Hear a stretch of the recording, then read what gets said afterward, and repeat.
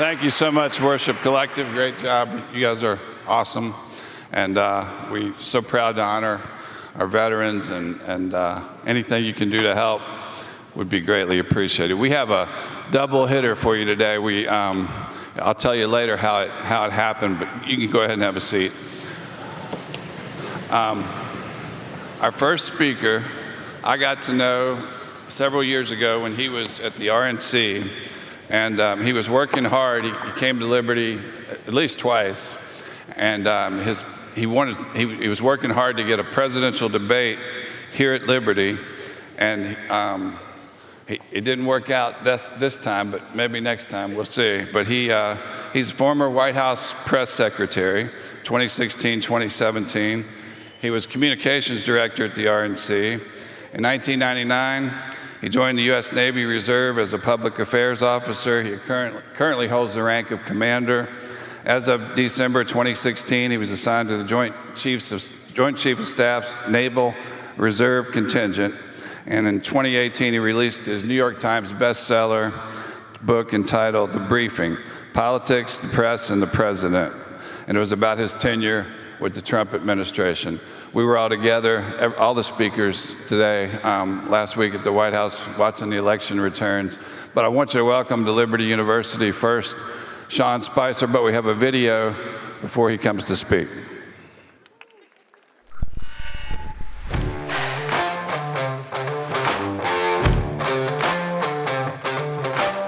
For the first 6 months of the presidency, Sean Spicer was the face of the Trump administration in the press room, doing battle with the press corps, the cast of Saturday Night Live, and everything in between. And that brings us to the president's former White House press secretary, Sean Spicer. Here with reaction, author of the brand new book. It's out this week.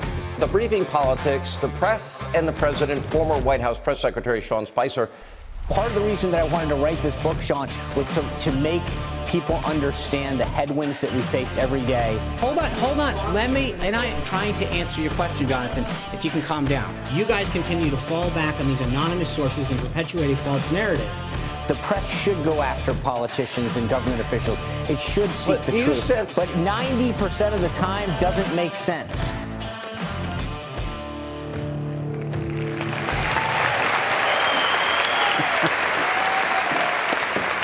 Thank you very much. It's great to be back at Liberty University. Thank you, President Falwell. Thank you, Pastor David, for having me. I promised my wife I gave up podiums at Lent, so I'm going to step aside from the podium for a moment. The question I get asked most often is, how did you end up where you did? And so I kind of want to take you through that journey a little bit today of how I started and how I ended up in some of the bumps and highlights along the way. I grew up as a working class kid in a small town in Rhode Island. There's the other person. And my father sold boats for a living. My mother was the CEO of the household, stayed home, raised 3 kids. We had dinner every night between 5:30 and 6 o'clock. The TV got turned off, and we sat down and talked about how our day went. It was never about politics. It was about what had happened that day, some issues of the day, but we didn't really ever get into politics. My parents were involved in the community, but they were they were registered to vote, but there was no partisanship.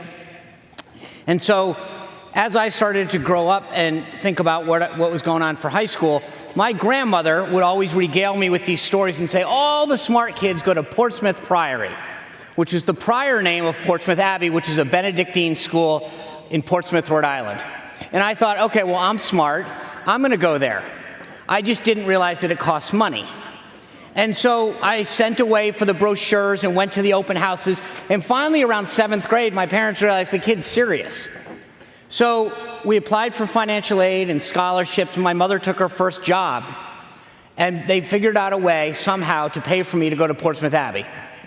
And it was there that I began not just what I think was my professional trajectory, but my spiritual trajectory. A relationship and understanding greater the role that God would play in my life, the foundation for a lot of the decisions that I would make going forward. Around my senior year, a professor had taken, and let me just pause for a moment, and I had said, I had been that kid growing up. I sold greeting cards, you name it, whatever would make me a buck, I knew the value of a dollar. My parents had told me all the time, if you want something, you go out and earn the money to pay for it.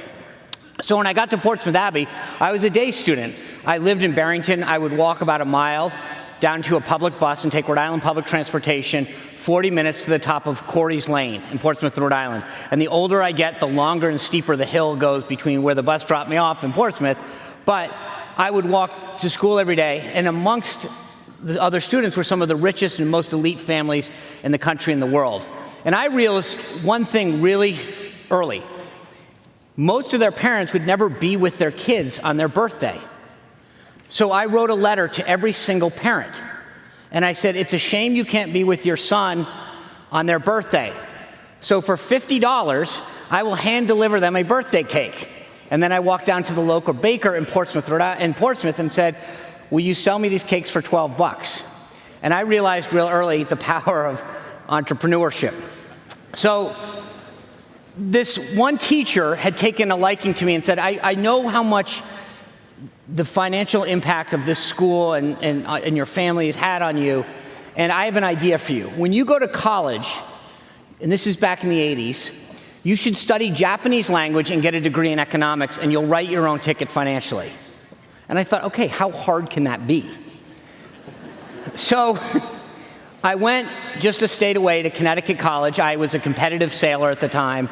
They had one of the top sailing programs in the country, but they also had this emerging, robust East Asian language program.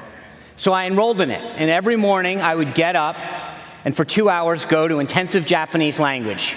And then I would have a couple other classes and go back to the language lab and practice my hiragana and my katakana. Somewhere around the middle of the second semester, I got a note in my mailbox from the dean of academics that said, please come see me. And the dean explained very, very clearly to me that a D- in Japanese translates to a D- in English perfectly, and that I might want to pursue a new major. So I abandoned my dreams of being a Japanese language major and took a class in government.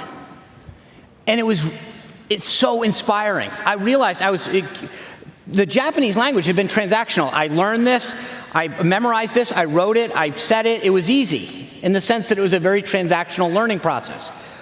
But in government, Connecticut College, like many other institutions of higher learning, is fairly left-wing. And I felt myself challenged. Wait, I don't think this is the role of government. I think that they should be doing this. I started volunteering. I found this call to service, this passion. I love this idea of being involved in politics.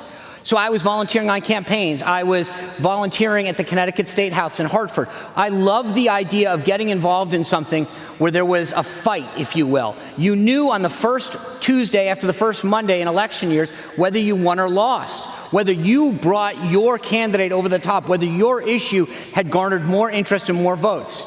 I loved it. I also found a calling that I felt like Connecticut College didn't have fraternities, sororities. We didn't even have a football team. And I felt like there was a sense of wanting to belong to something bigger. And I started to go to recruiting offices and say, hey, I'd love to sign up for the Navy or the Coast Guard. Rhode Island is a very ocean-centric state. My father had been in the boat business. I grew up competitively sailing. There's a big Navy presence in Rhode Island. My great-grandfather, William, was a recipient of the Congressional Medal of Honor. I wanted to serve in some way, but it never worked out. So I kind of put that on the side for a moment, and I started pursuing this passion in politics. And one of my first jobs was to come back to Connecticut and to work on a congressional race there in the Connecticut 2nd District. We were outspent unbelievably. We raised a total of $80,000 against a multi-term incumbent. The Sunday before the Sunday of the election, the New London Day, the local paper there, had us down 12 points. On election night, we lost by 2 votes. I learned very clearly that night, and we see it today down in Florida, the power of every single vote. So I started meeting with folks, trying to figure out what I wanted to do. One of the sailing teams that I had coached, there was a young woman on the team, and she said, my father's this very powerful, important lobbyist in D.C. It would be great if you could meet him when you go back down to Washington and try to find a job down there. Because I knew that that was my next stop. I wanted to go down and get a job on Capitol Hill or get involved in politics. So I sit down with this guy, Ted Cradiville, in Washington, D.C. We meet at this nice restaurant. I get on my best pair of khaki pants and the only blazer I own. And we go to lunch, and he looks at me and he says, Sean, what do you want to do? And I said, well, sir, I'll do anything. And he looked at me and he goes, there are no jobs for anything. And it was then that I learned one of the most valuable lessons of my life, which is all of these folks that are willing to help you along the way. So many people in my career have been mentors to me, and I've tried to be mentors to them. But it's hard when someone doesn't have any idea what they want to do. So Ted looks at me and says, go figure out what you're going to do and call me back. And I looked around, I talked to some other folks and said, these are my interests, and I finally put a list together and said, these are the kind of jobs, this is the kind of thing. And he said, great, now I can help you. So I started off working on Capitol Hill, bouncing in between jobs. I got a job. The first job that I got was answering phones on the Senate Environment and Public Works Committee. But just as I'd found this passion in politics, I started to realize I really love this idea of working with the media. You know, you don't have to wait till the election day. You know every day whether or not your story is getting out there. Did you kill the story? Did the narrative get in? Did your quote get in? Did you shape it the way you wanted it? Did you pitch a story that came? But either at the end of the day, the story came out the way you wanted it to or it didn't. Maybe you helped it, maybe you quashed it, maybe you didn't succeed, but you know almost instantaneously. The problem was, as I was going around from office to office, these folks would say, hey, love the enthusiasm, love the energy, you have no experience. So the pollster on that campaign that I had first done called me and said, hey, I got an idea. Are you still interested in managing a campaign and getting press experience? And I said, yeah. So he says, I got this thing, and there's a candidate in Western Pennsylvania. It's a primary. He's probably going to lose the primary, and if he wins the primary, he's going to get crushed in the general. Are you interested? And I said, yes. I packed everything I owned into my mother's Astro van and drove to Western Pennsylvania, where I knew absolutely no one. 10 weeks later, he dropped out. But on my resume, it said campaign manager and press secretary. A couple weeks later, a congressman from New Jersey calls up and says, I'm looking for a campaign manager and press secretary. I'm going to hit all the states, don't worry. And he says, hey, I'm looking for a campaign manager and press secretary with experience. I'm like, well, I got that now. And it was that one experience that had given me that little boost that I had never expected to, quote unquote, have the experience necessary. So we went off to New Jersey, moved there, won that race, drove to New York one day, just through Maryland. And I realized I now had that experience. And for the next couple years, I would bounce back and forth between the official side and the campaign side in odd and even years. I got a call one day from a buddy of mine who had been a roommate, and he said, hey, you and I used to always talk about joining the Navy. Are you still interested? I said, of course I am, but it never fit in when I was 18, 19, and 20. How would it ever fit in now? I have a job. He said, there's a program that they're running that they need public affairs officers for. You go down to Pensacola, you get trained up, it's pretty brief, in Florida. And I went down, I got admitted to this program after a series of application processes, and the next thing you know, I joined the United States Navy at age 27 years old, which began a rather long and enjoyable career for me that allowed me to fulfill this sense of duty and service that politics just wasn't scratching. I loved public service. I loved fighting for conservative values and ideas and standing up for values that I believed in. But there was some greater sense that I felt that by joining the Navy, and it was bigger than a cause. It was for our country. It was for liberty. It was for all of those things that we cherish as Americans. And I was able to, do it on the reserve side, so for 2 weeks a year and 24 other days, weekends, and that I got to serve my country. So I continued through this trajectory politically. And in 2000 election came along, and I had the opportunity to go down to Florida, Broward, Miami-Dade, and Palm Beach County. There was a congressman named Clay Shaw who was seeking re-election for the almost 20th time. He hadn't had a tough race in forever. They sent me down and said, hey, look, we need everything that you got to see if you can pull this guy through. We tried everything that we could. We spent every day hitting the pavement. Election day comes along, and his scheduler sends me his proposed schedule and says, Clay and Emily are going to buy a car. I was like, what are they, on election day, they're going to buy a car? They go, yeah, they need a new car, and they figure, and I said, so we wrote down every diner in the Fort Lauderdale area. And I faxed his schedule over to him, and I get this call 10 seconds later. He says, "What are you doing?" I said, "Clay, we're going to go meet voters. This is it. You can buy a car any other day you want." So we go to the first diner, and he's like, "No one likes to be disturbed during their dinner. This isn't how I do it. Sean, I was elected before you were born." Now, technically I was one, and I didn't think that it was worth the fight to remind him that he was wrong on this, because I had won the battle on this one. And we started going to these diners, and he looks over and he's like, "When's the next one? When's the next one?" And I'm like, holy smokes, like, I won this battle. On election night, I start getting calls from Washington. They said, "Hey man, thanks for everything you've done. Let's catch up when you get back." I said, "You know we're going to win this." They go, "No, listen, we've seen the polls. We know what's going to happen." On election night, we won by 386 votes. Same philosophy. You run through the tape every time. We didn't stop campaigning until the polls closed that night. The lessons of 1994 still haunted me, which was, until you know that it's closed, don't stop running.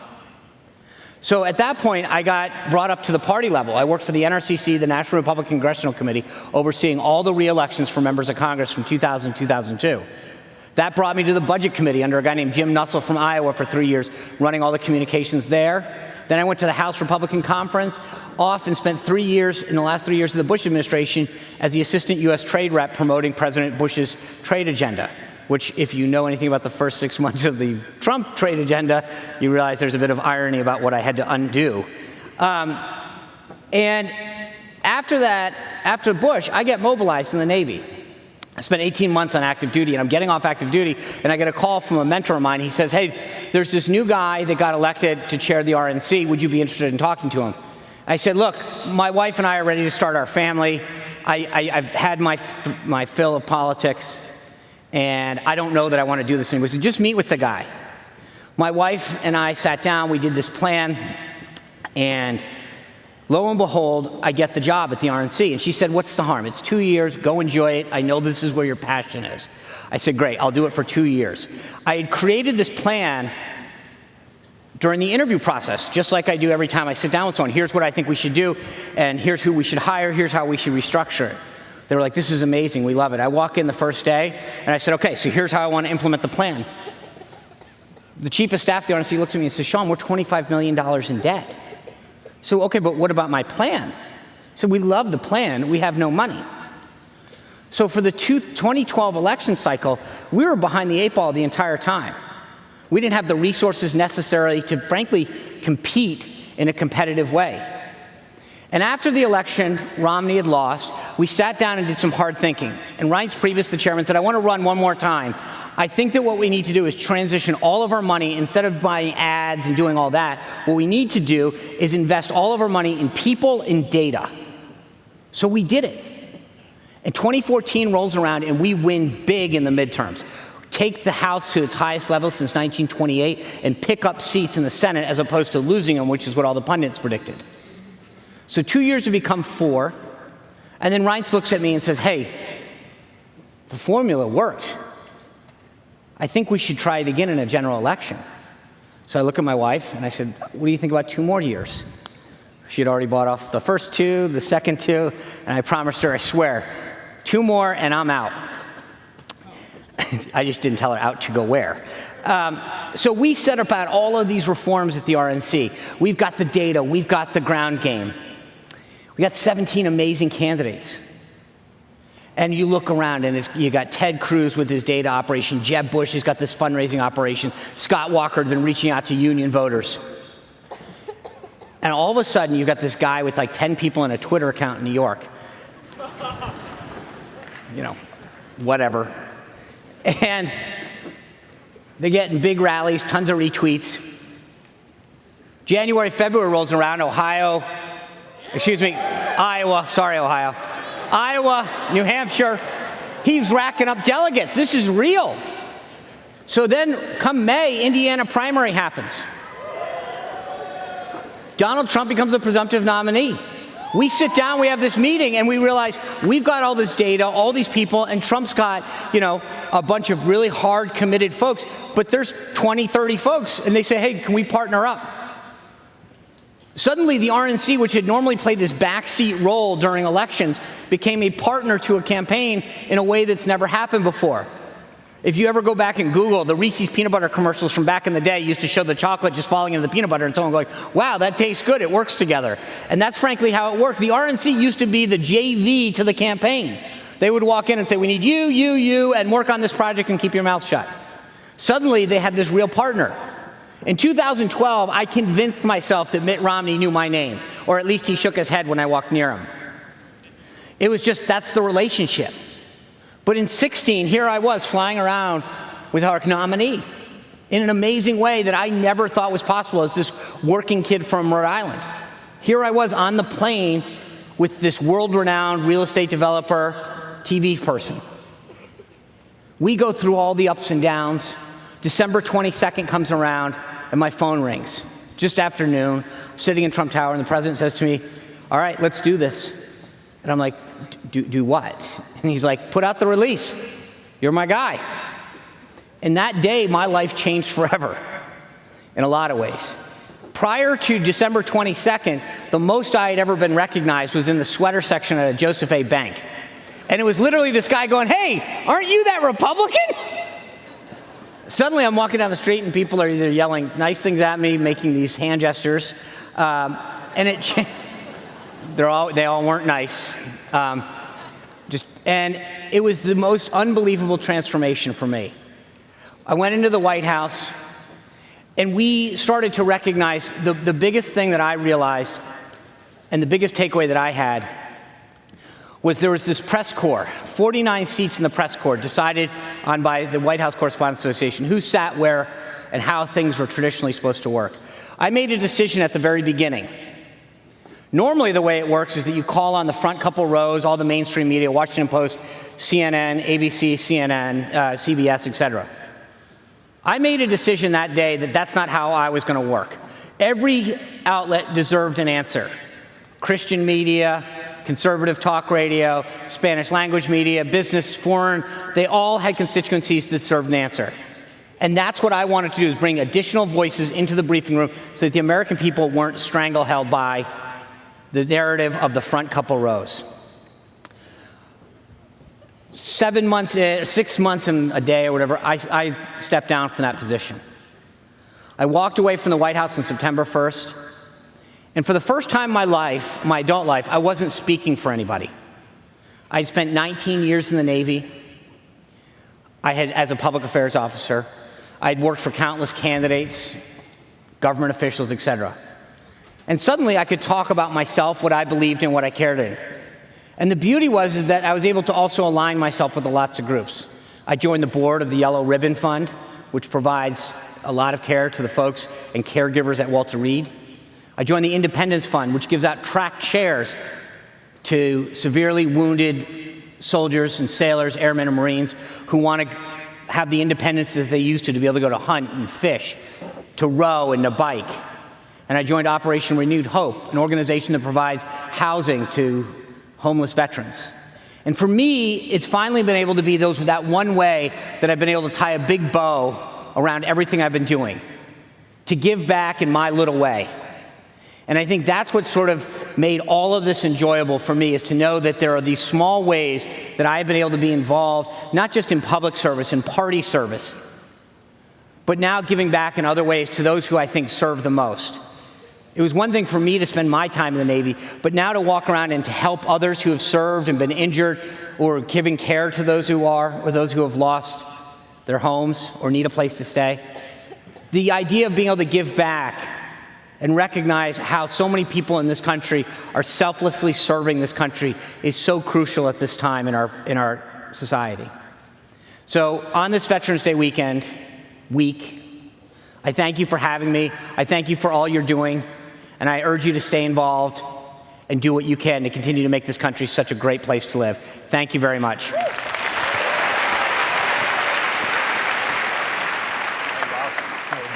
Perfect for college students. Good. Thank you, Sean. I hope that's an inspiration to you for what you can accomplish no matter where you start in life, and never, ever give up. Always strive. And I hope you notice that the thing that in spite of everything Sean's accomplished, the one thing that he is most proud of is that he was a veteran who served our country And I'd like for you guys, I forgot to mention, we have a large group of veterans up in the box today. If you guys would give them a hand of appreciation.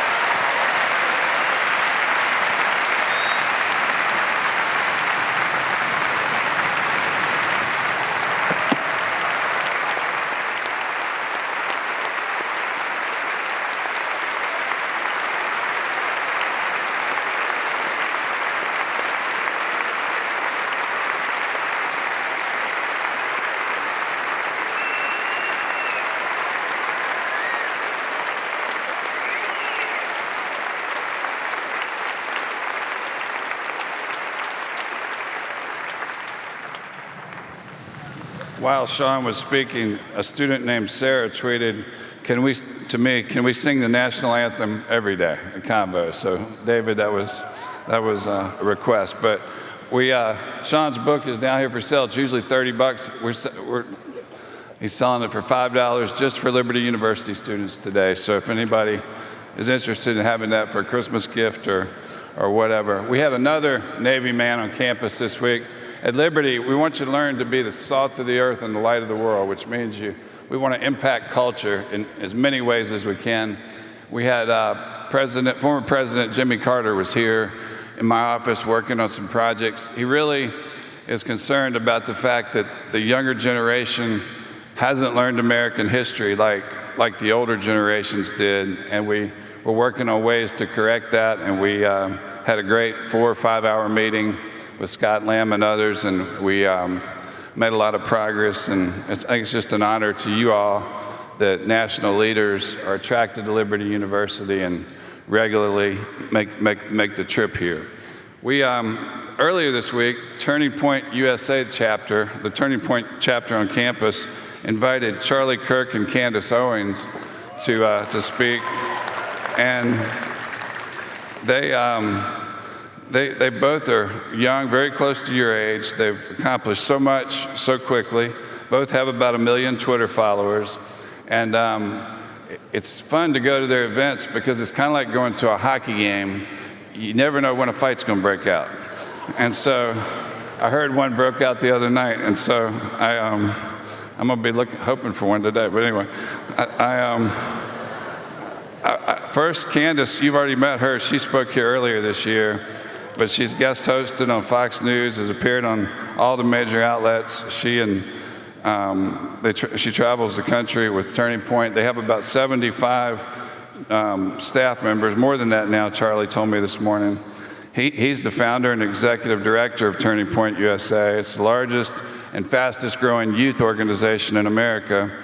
He built it into a network with a presence at 1,300 plus high school and college campuses nationwide. And he's also a frequent guest on all the news channels. But he was the youngest speaker at the 2016 Republican National Convention. And he said the one thing he was most excited about coming to Liberty for was to see our worship collective, and because he'd heard such good things about the music here. And so we're proud to welcome Charlie Kirk and Candace Owens to Liberty University.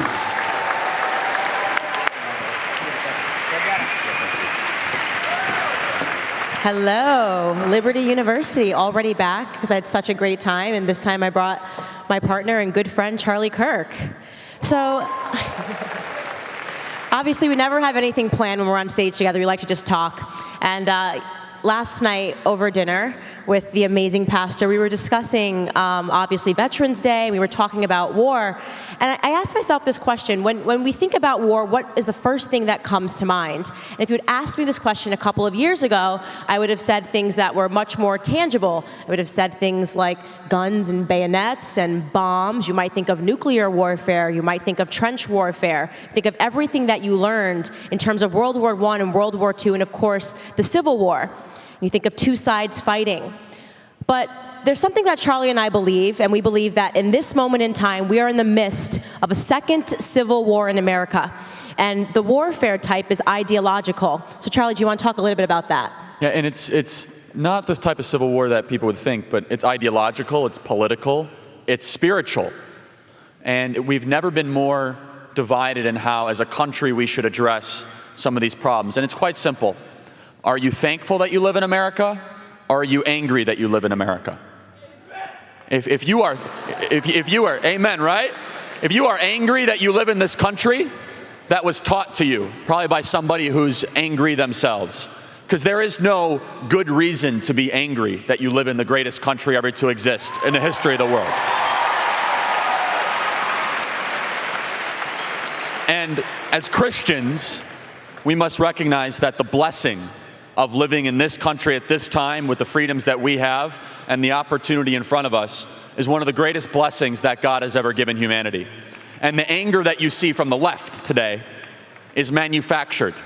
And it's by a group of people that they themselves are broken and angry. And so as we address what we like to call the Second American Civil War, it's not going to be fought, like what Candace said, with bombs and bayonets and missiles and guns, but instead with arguments and words and being able to persuade other people. And a whole lot of feelings if you're on the left. So one of the things that I've noticed, and when you talk about a manufactured war, it literally is like we're living in two separate realities. When I speak to former friends that are liberals and I look at their Facebook postings, it's almost like they have stepped into a reality that I'm simply not living in.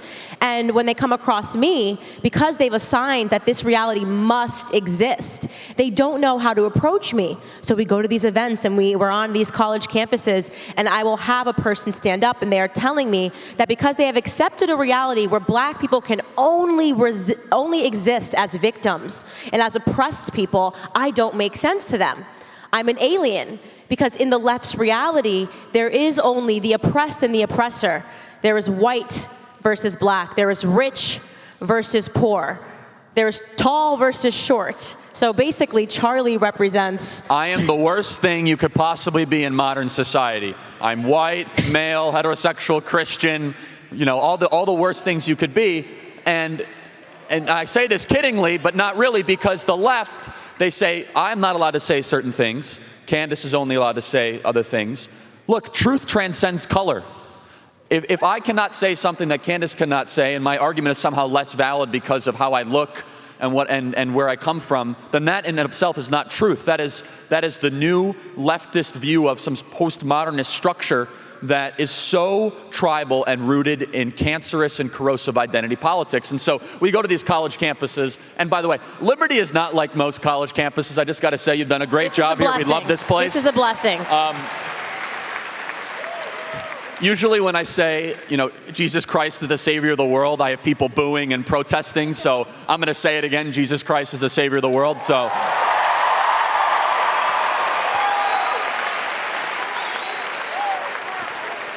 Quite rare and refreshing to be able to say that.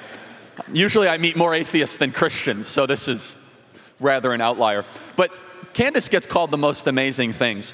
The other day they called her a white supremacist. The other day, that's every day, I get called a white supremacist.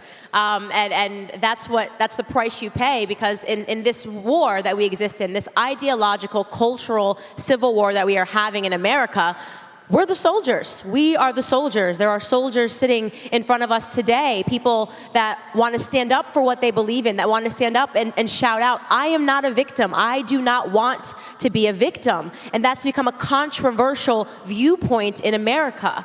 It's become a controversial viewpoint on the left.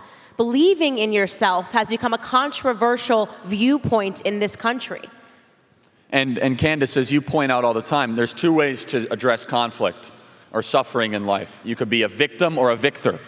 And now why the left wants to create a society of victims, because when you create victims, it's a lot easier to control those people because you believe you're entitled to something.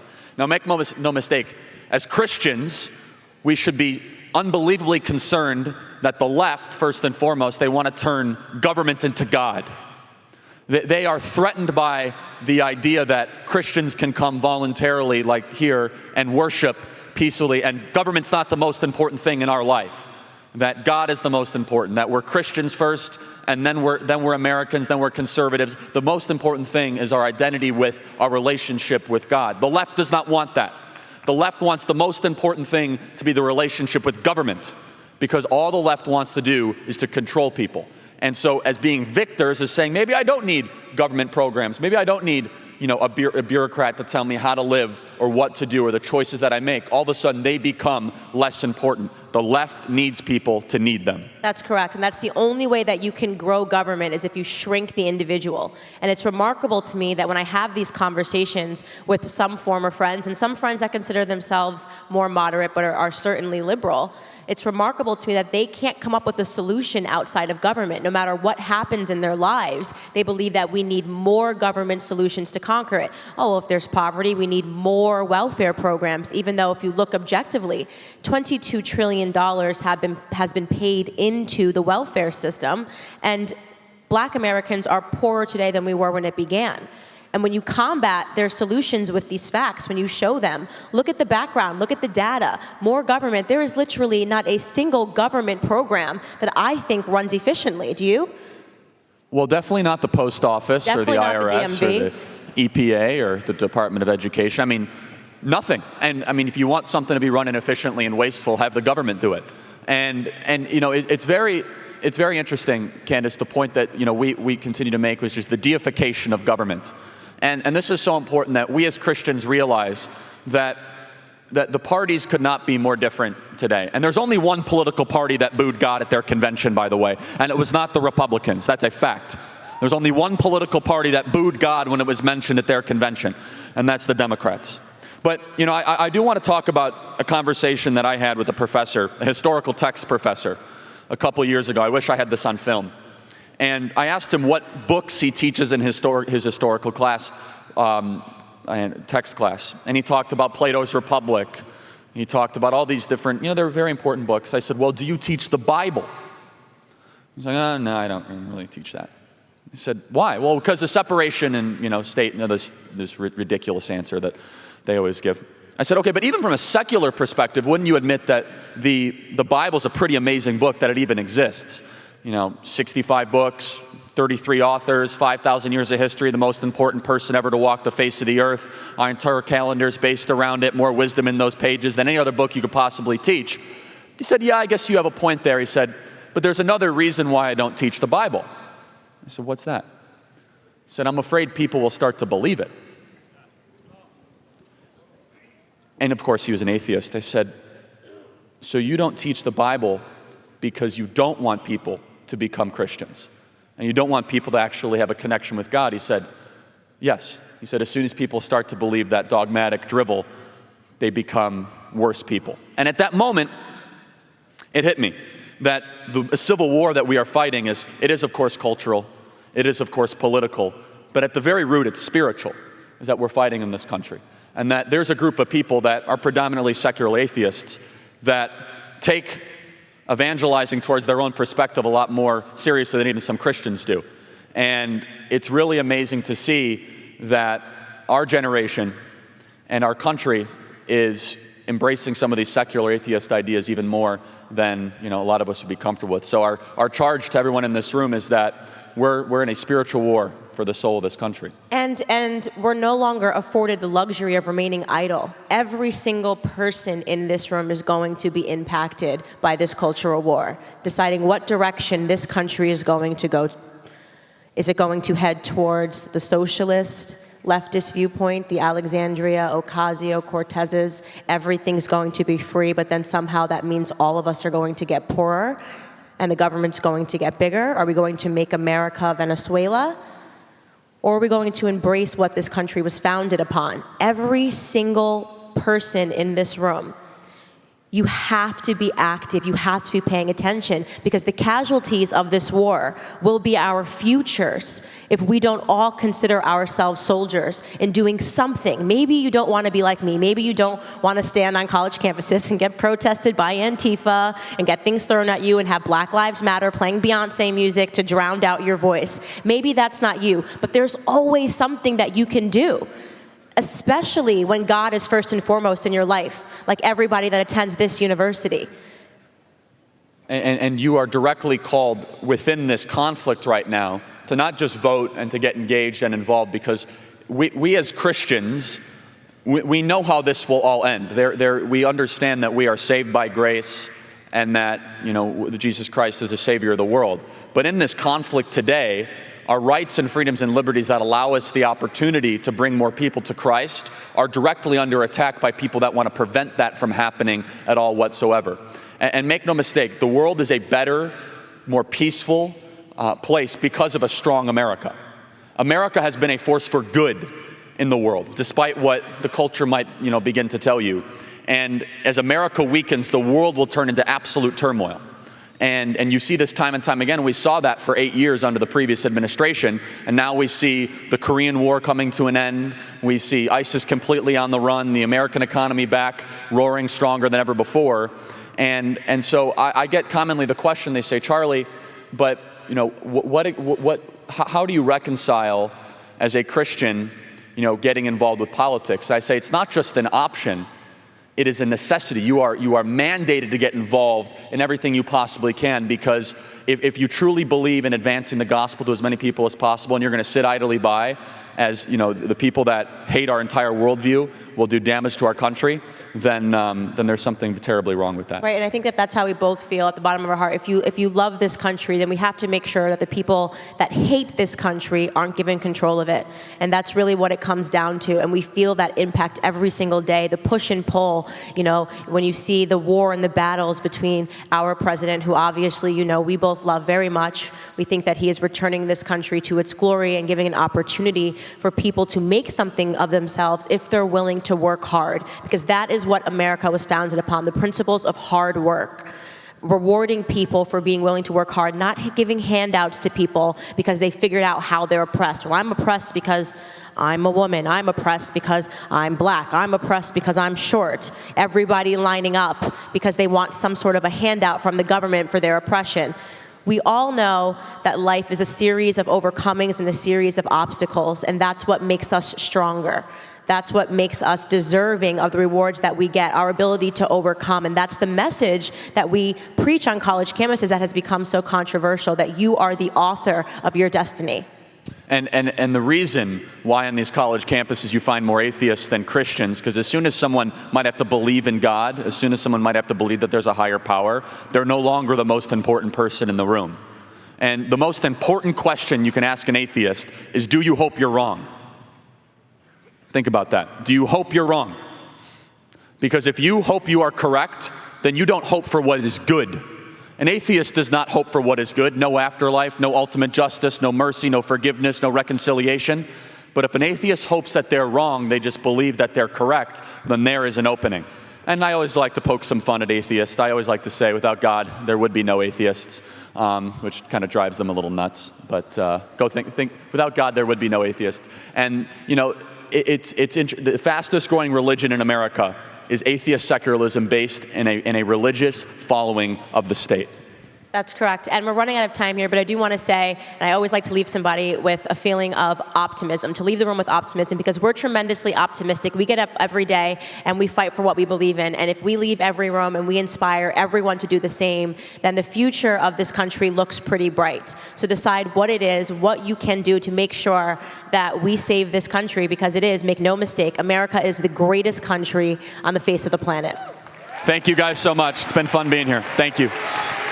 Hey, real quickly, thanks again. They did a fantastic job. Real quickly, guys, we are going to take an offering for Isaiah.